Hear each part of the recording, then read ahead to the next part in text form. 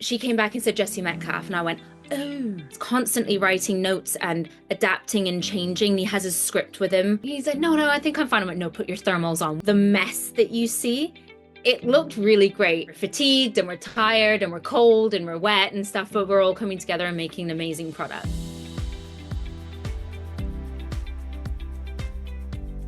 Hi, everyone. Welcome to the Heart of Motion podcast. I'm so excited to welcome back to the podcast, Kathryn Davis. How are you doing, Kat? I'm doing very well, thank you. And thank you for having me on again, Stephanie. It's lovely to see you. I was looking back to see when we chatted last, and I think it was when Mm, we were talking about unwrapping Christmas, I think. I Is that think so. I right? seem to remember, I feel it was summertime. So maybe it was the Christmas in July Yeah. rollout for that Yeah. one. Yeah. So I yes. think it was.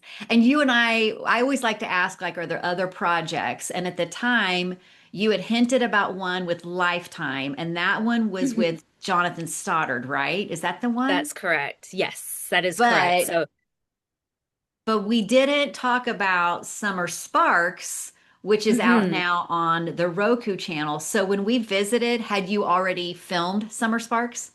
I had not, no. None of it Okay. was in the early summer. We were filming that sort of late September.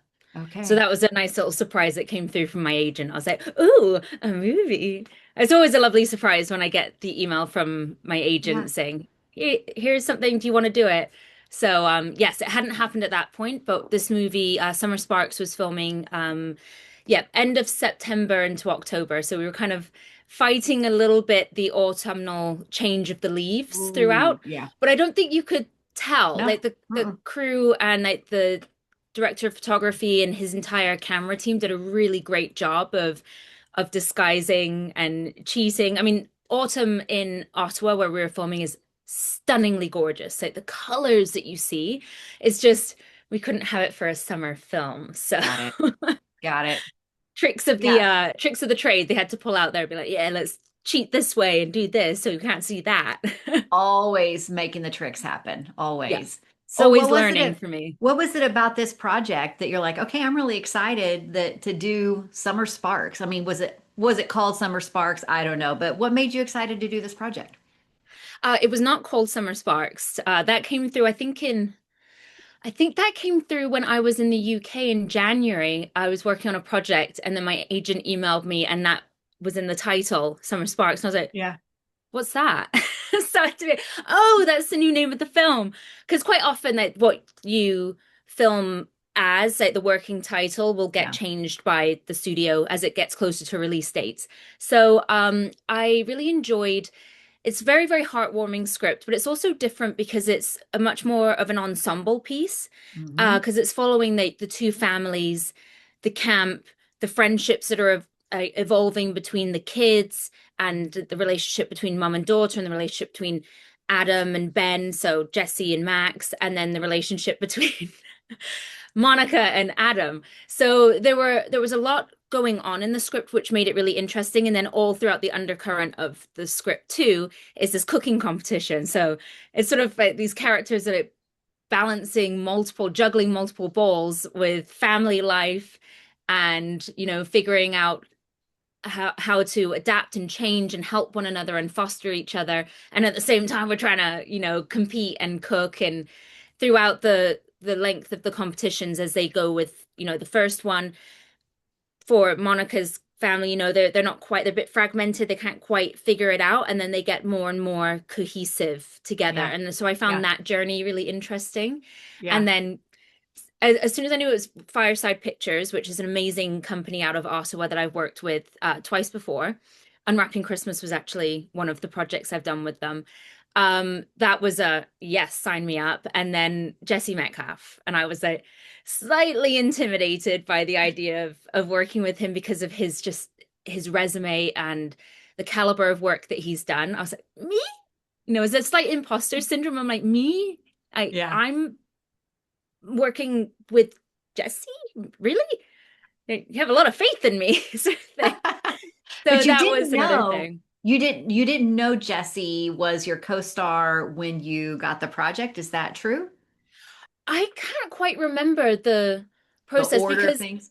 Yeah, sometimes like with Unwrapping Christmas, I didn't know who my co-star was until I got the information out of my costume designer when I went in for my fitting. So sometimes I don't find out, and it's only through my own, like, poking my agent to say, Sleuthing. can you find out who else is cast? Because I do like to reach out to them. I do like to chat and really build a friendship with the people that I'm working with. And especially if on day one it's like, oh, you're supposed to be sisters, act. You're supposed to be mother and daughter, act. I do like Hmm. to reach out to actors beforehand and really get a grasp of who they are as a human and find, our similarities and our differences and our senses of humor, because I think that that just builds a richness on camera. So I did ask my agent. I think the offer came through, and then she was like, "Let me reach back out to find out," because they did shift the shoot date slightly on me, and then she came back and said Jesse Metcalfe, and I went, "Oh, okay." So I was already sort of in, I think about halfway through the script when she came back and said, "This is who you would be working with." And I'm like, and I did reach out to him on Instagram and totally had the expectation of the man has over 1 million followers. There is no way that he is gonna, I mean, I'm probably just going to get, put right into the junk box. And he answered within an hour. And then the next day, I think I saw him on The View, talking about his skincare line. I was sending him pictures, being like, I'm watching you on TV, sort of thing. So very surreal. He's very, very down to earth. And the fact that we were able to kind of establish that relationship over social media, but then we met in person multiple times with the director, with in read throughs, sometimes just ourselves, just to really kind of get to know each other so we could really find out and gel and figure out Monica and Adam and their dynamic and allow Yeah. that to play out on camera. Because if we've already got the relationship going, then it's just we can just try different things on camera to help build the story more. So he's done so many of these Hallmark-like projects. Hmm. What surprised you most about working with him?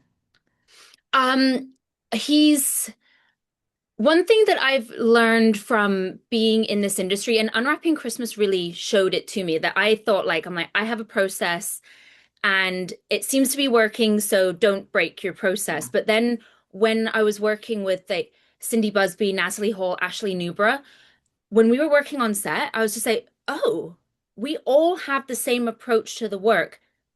Perhaps that's one of the ingredients as to why we're fortunate to keep working. And I saw Yeah. that repeated again with Jesse. He's intense. He's constantly writing notes and adapting and changing. He has his script with him all the time. And I would have thought, like, with 25 plus years in the industry, that I'm like, oh, maybe he's learned to relax into, but no, he's very, very intense with like um the work that he brings forward.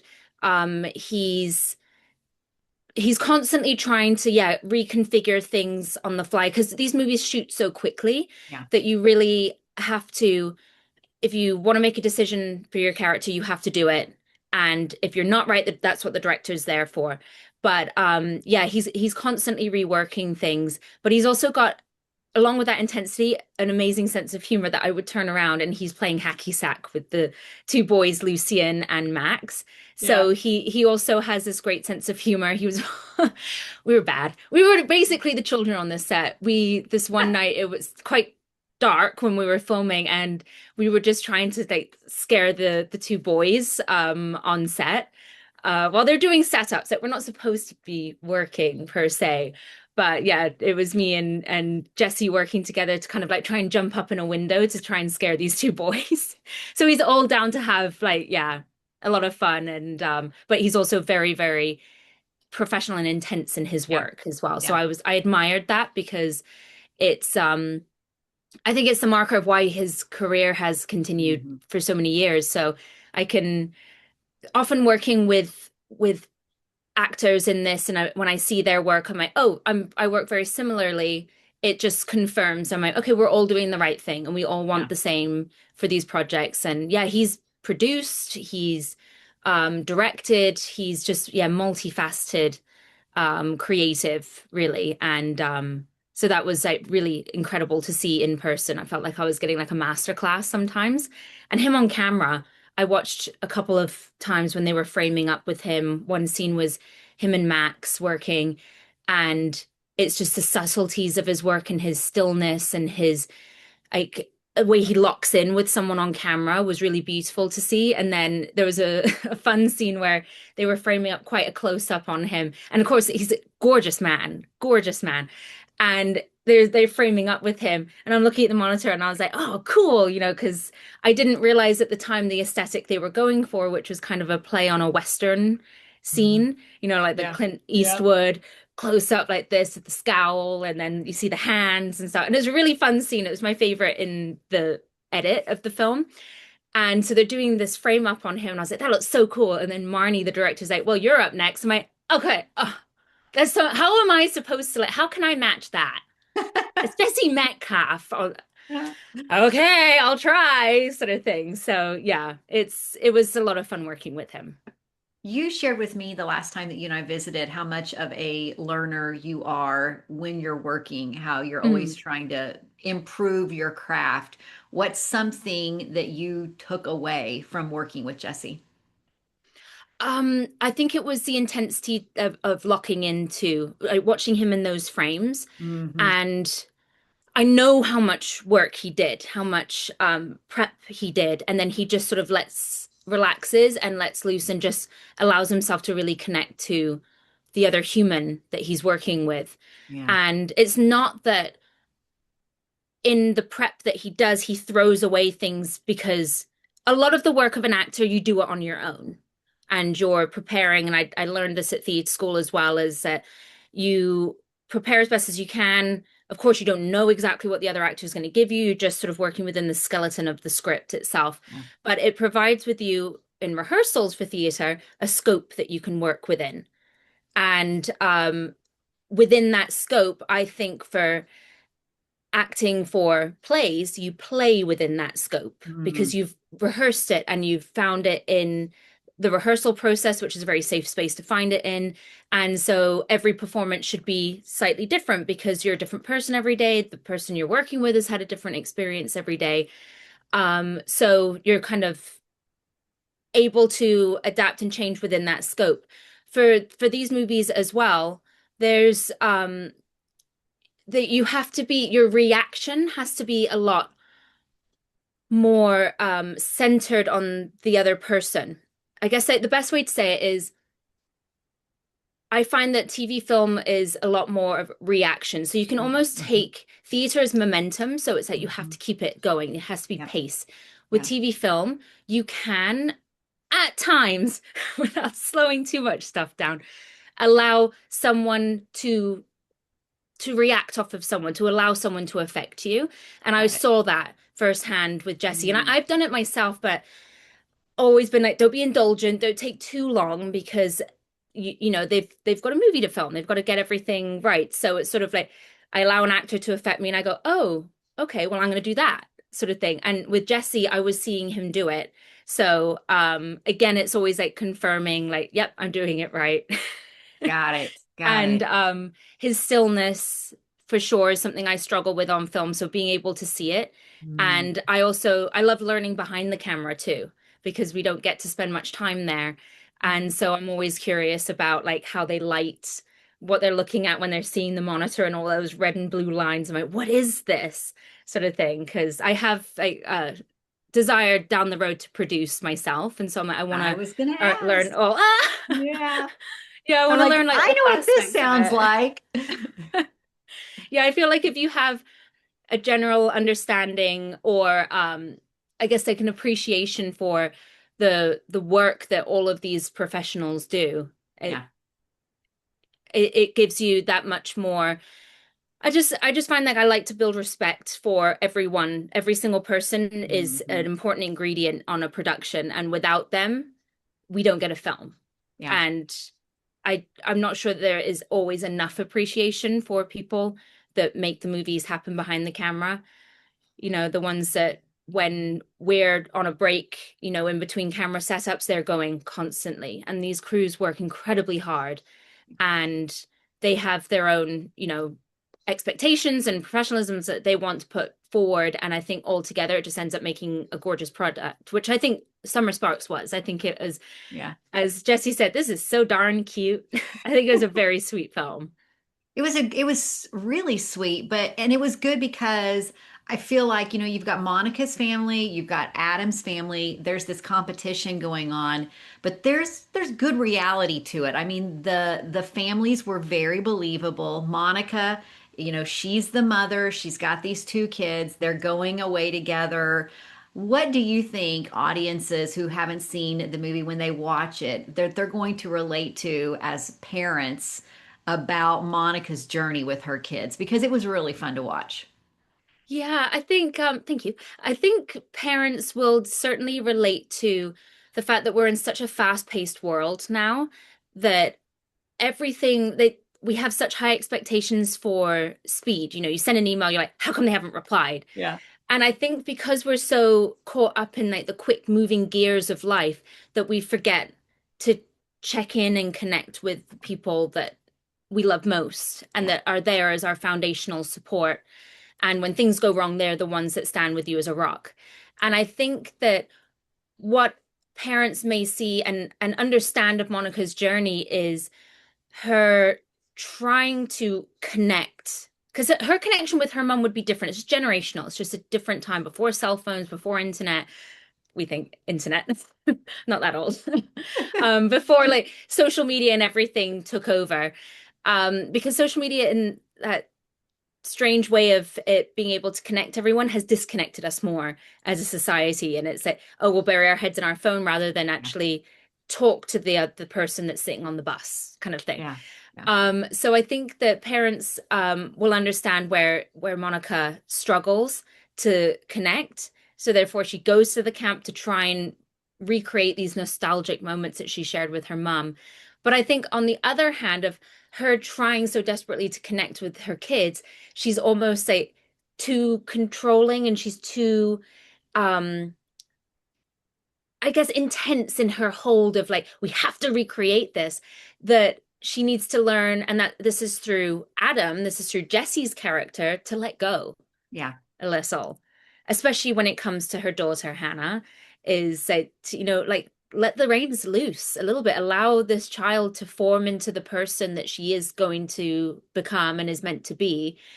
You can't helicopter mom and parent over her. You have to allow her to have those moments to fail and but to know that she can rely back on you and that it never means the end, that she can continue to go in life, but you have to let kids kind of do it, otherwise they're never, if everything's handed to them, they're never going to really learn. So Yeah.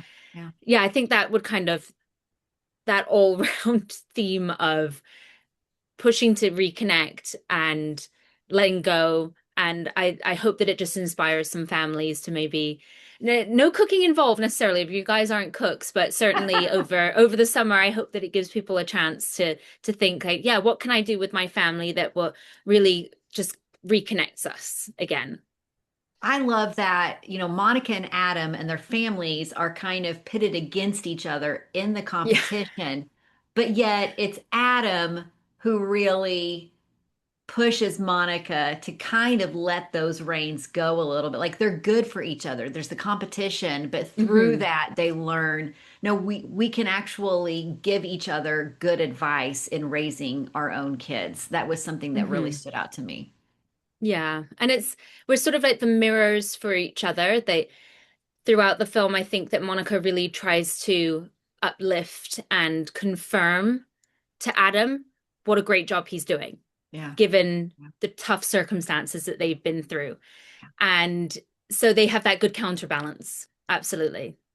Good secondary cast with these kids. They did a Yeah. fantastic job. I know you mentioned, kind of hanging out with them. I'm sure that that helped in kind of building that rapport. They were very believable. I loved watching the three of you and then Adam and his son together too as well. So, Yeah, it was so much fun. I did get the opportunity to meet Takaya before. So the director reached out to me and she said, would you like Takaya's phone number, who plays Hannah? And I thought, because they've got quite strict rules about, minors and everything, and it usually has to go through a parent, emails and so forth. And I was like, oh, well, I mean, am I allowed? She's like, oh, don't worry, she's 23. I'm like, oh, okay, yeah, sure, send me the number.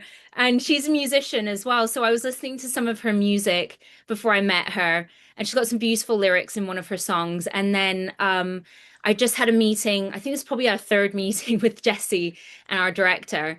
And then I met up with Takaya in like downtown Ottawa, and we just walked around and got to know each other. And then Jesse blows up my phone. He's like, "Hey, where are you?" And I'm like, "We're at a like restaurant. Want to come?" So he ended up joining, and I met Lucien a couple days after. His mum is really lovely.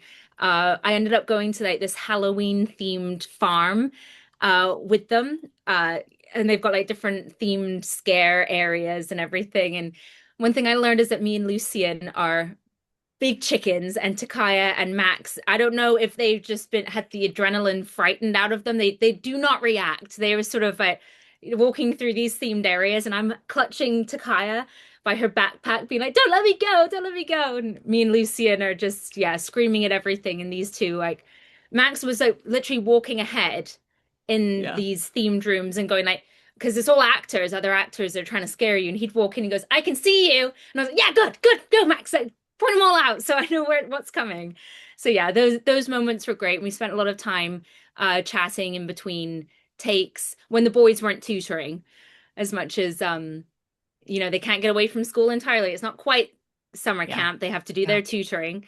And yeah, so lots of really fond memories of that. It didn't feel like work when you're going to set. It doesn't feel like work when you get to have that much fun. So the families are there at Camp Evergreen. It felt very, very believable that it was a camp, beautiful to watch. Where'd you guys film, actually? So amazing locations team that we have. They filmed in a few various locations. I have to do them at east and southeast of Ottawa. Okay. So, or Ottawa, uh, Cumberland area, in the nation's Cumberland capital. area? No, Plantagenet area, Okay. Okay. and what is the other? Plantagenet is what used to keep coming up Okay. on my phone. Because yeah, it's so dark in the Like, morning where when you get are picked up and we? stuff. Yeah, but we were for the most part east. So Okay. like you've got sort of central Ottawa. I've usually filmed to the west, Okay. in like really cute little towns like Kentville and oh gosh, Almont as well, which is used in a lot of those kind of Christmas films because it's just so picturesque.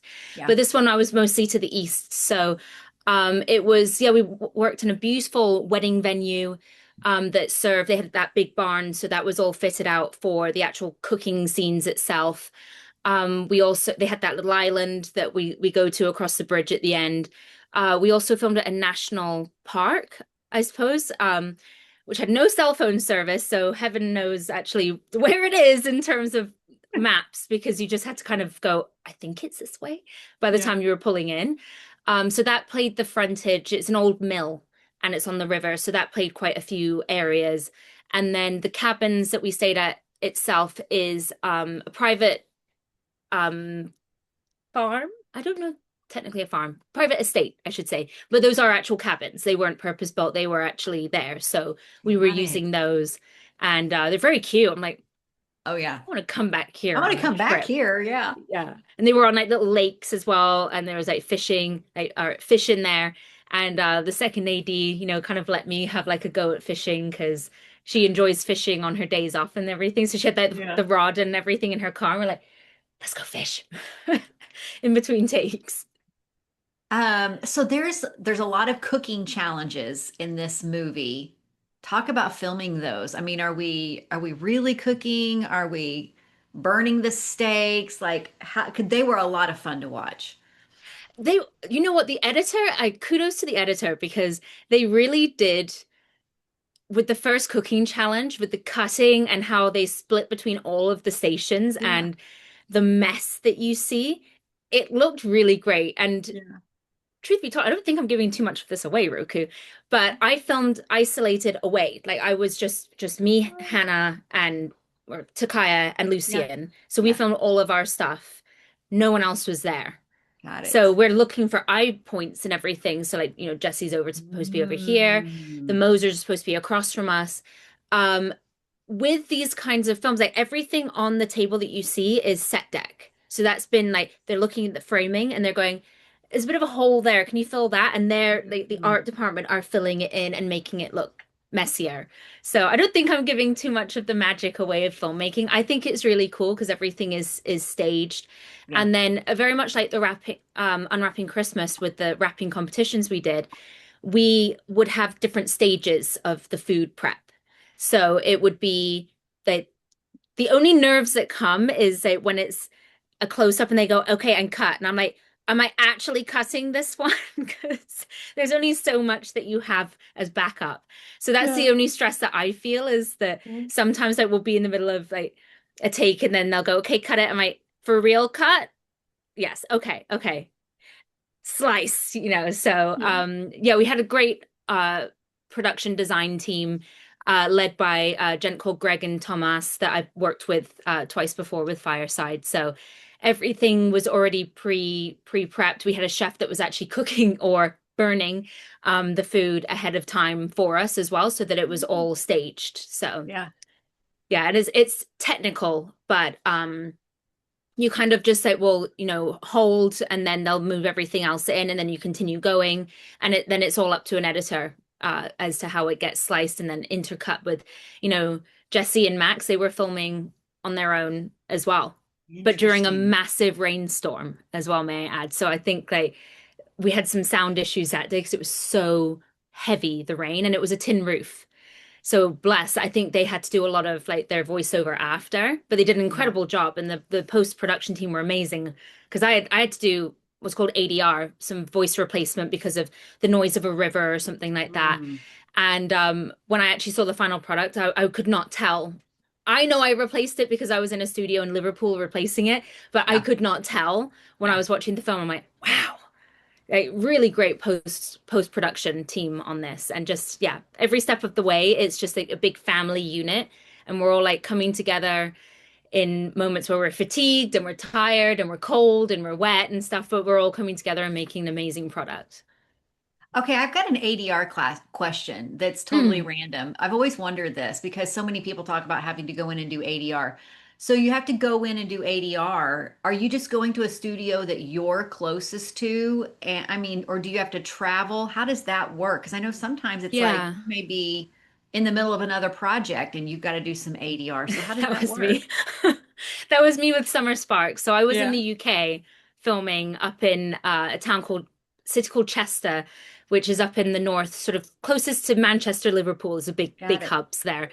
And they messaged my agent. They were like, they want to do ADR. I went, okay. And they offered a couple of options, but I was like, I can't because I was shooting. I did not have a single day off the shoot. Yeah. Yeah. So I was like, are they open to weekends? And so they did. And then it was about finding a studio nearby. And it was either I had to drop into Wales, which was about a 30-mile drive, I want to say, about, I mean, my miles, I'm kilometers. I learned to Yes. drive in All Canada, good. so All good. I might not be so good on this, but it was at least about a 40, 50-minute drive Yeah. down into Wales, or I had to go up into Liverpool.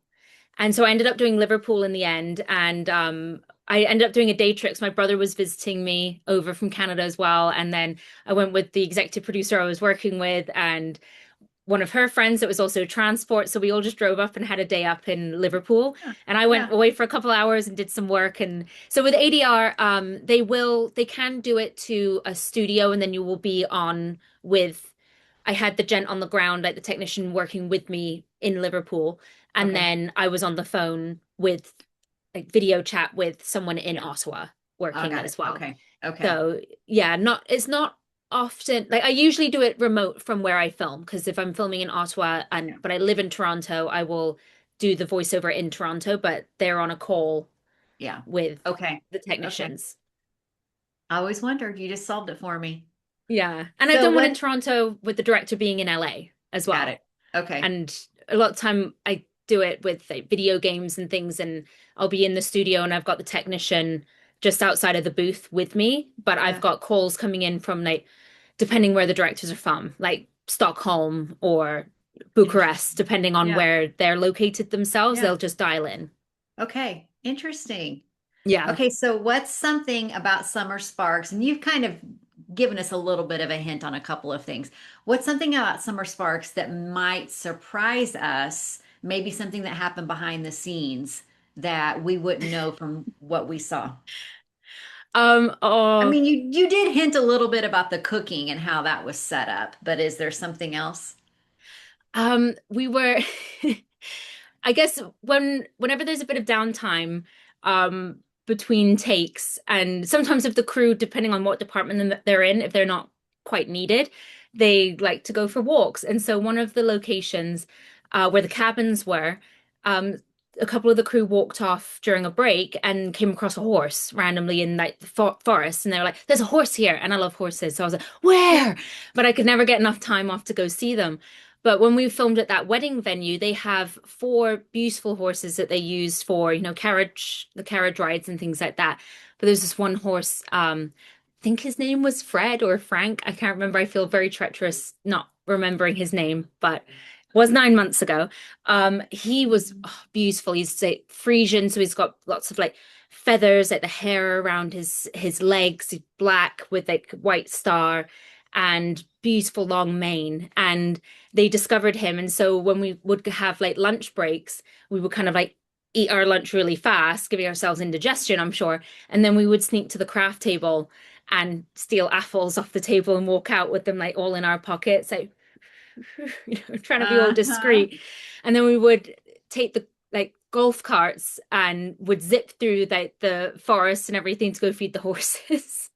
Of course, none of us like brought a knife or anything, so we had to kind of like bite the apple off and then, spit it out, feed the horses, everything. But yeah, What are we gonna that would do? be a fun behind the scenes thing that we had to be, Nice little yeah, work. Did you a tell little me, escape. did you tell me that you wanted to do like a period piece or something? I feel like you Oh might have yeah. mentioned that. Oh, I Two to, would love to. I would love to. And like something with horses, like Dr. Quinn Medicine Woman was my favorite show growing yes, up. Oh, yes. I adore Jane Seymour to this day. And so something like that would be amazing. I did audition for Little House on the Prairie that was filming in Winnipeg. Didn't get cast. But You something, keep yeah, trying. along those Yeah. lines would be, When Calls the Heart. Get you on When Calls the Heart or When Hope Calls Yeah, on the East Side, whatever, yeah, Hope something Valley like that. And 1874 is new enough now that yes, yeah. So I'm like, there's some stuff going on. I just need to kind of get into that niche work. But yeah, to work with beautiful costumes and just I like I've studied history, so I do like to learn about like this, the society and perhaps like etiquettes and so forth at the time period. And so, your poise would be completely different. And so that would be something really interesting yeah. to discover. We're gonna keep looking for it. I think you'd be great at it. So Thank you. that's so cool. All right, so this movie's about reconnecting, slowing down. When you walk away from movies like this, where there's like this kind of a theme, did you walk away from it going, okay, are you a slow down kind of person? Are you a go person? I always wonder if people like I sometimes take my work with me and go, okay, I'm going to reflect on this right now. Like, what did I just learn from this? Is Cat Mm. a go go go or a kind of slow down? I am a bit of a go, go, go at times, but one of the a really beautiful memory that I have from this film is I became an aunt during it. So my Oh, sister had her first baby. So my parents were visiting me in Ottawa. So my parents were there, my dogs were there, and it was a Sunday. She was born, and we got the alert, like, you know, makes me want to cry because she's just so precious. oh, Yeah, I got the photo of her like yeah. as she's seconds old, and so that almost immediately after finishing production there, I went down to Los Angeles to see her. And I just got back from seeing her as well. Oh, I was in Maine for a few days visiting her. And so I think that when when something so precious comes into your life like that, it really puts a reflection on like the world really. And I just really see, when people say, the children are our future, it's often, lyrics in a song. I totally understand that now because I just look at this yeah. this little bundle, 9 months old now, and I just look at her and I'm like, I adore her. and all I want to do is protect her. Yeah. And, you know, and that goes with every child. So I think that she is being born during this production. I think she's an amazing life lesson to have been gifted with Mm, during, because I do struggle to slow down. And especially because these productions are so go, go, go, go, go. It's 6 weeks of intense, like, rehearsals and so forth. So I do find it hard to kind of yeah. gear back down and stop and smell the roses. It's often where I Mhm. connect with some of these characters because I'm like, Mhm. right, yes, I always forget that, I should be, stopping and it's not that I'm by no means ungrateful, but sometimes, that act of gratitude of just standing there and going like, I'm grateful that I have my family. I'm grateful that I have woken up today to, beautiful weather and, just really slowing down and allowing the other senses to come forward and feel present and not so driven by like I've got to do. And I'm a list person. I'm almost spreadsheet mom, like they call me in Mhm. this. Like Yes. I'm writing down like I've got to do this, I've got to do that, and Yeah. so yeah, it's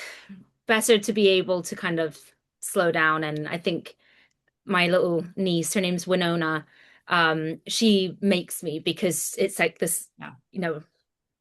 life right in front of you sitting in your lap, and she's Yeah. just out, she's discovering things for the first time, stuff that we take for granted, of Mhm. like, oh, there's a butterfly, you know I mean, I don't take butterflies for granted, they're amazing, but you see something The for little things, the little details. yeah, Yeah. like I watched her eat, because we're in Maine, she ate lobster for the first time. And so I'm watching her be like, chewing it and like, and that's just so sweet to watch that discovery, because Yeah. it's not my first time. I've had it Yeah. before.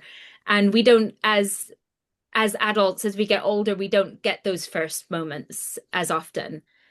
The world is Yeah. the world, and it's not very often. I remember talking to a couple that were expecting their first baby, and I said, "Do you know what you're having?" And they said, "No, we don't want to know because there's so few surprises in the world now." And I went, Oh, that's a good point. wow, that's Wow. that's very true, and that's Yeah. very sweet, Yeah. sentiment to have there. And I can see with this baby, like live, that she's experiencing emotions for the first time, feelings, Hmm. sensory. She doesn't like sand Hmm. on her toes, but she likes it on her hands, Yes. sort of things like that. And it's just it's such sweet innocence in front of you that really, yeah, children are the most important things in the world, and we need to protect them. Just I makes me just think was that. talking with my sister this morning. Like I have four nieces and nephews that are like my own children. I mean, Hmm. and my oldest nephew actually has a little girl now. Her name is Sophie, Oh, and she's about a year and a half. And my sister said, you could come see her on Wednesday. And you start thinking about everything you have to do in the day. And I said, yeah. I will be there.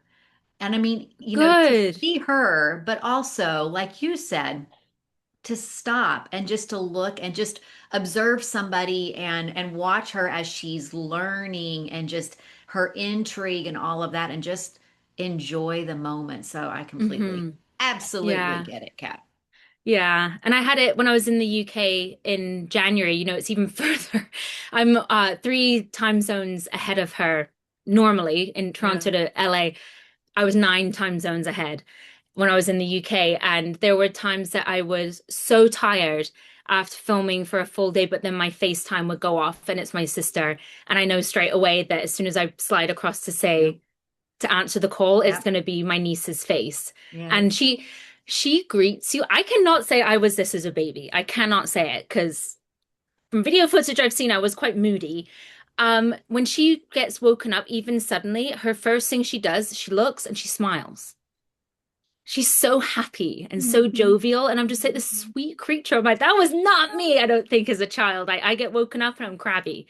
I know. I And need to she's just smile when I wake up every morning. Just smile. yeah.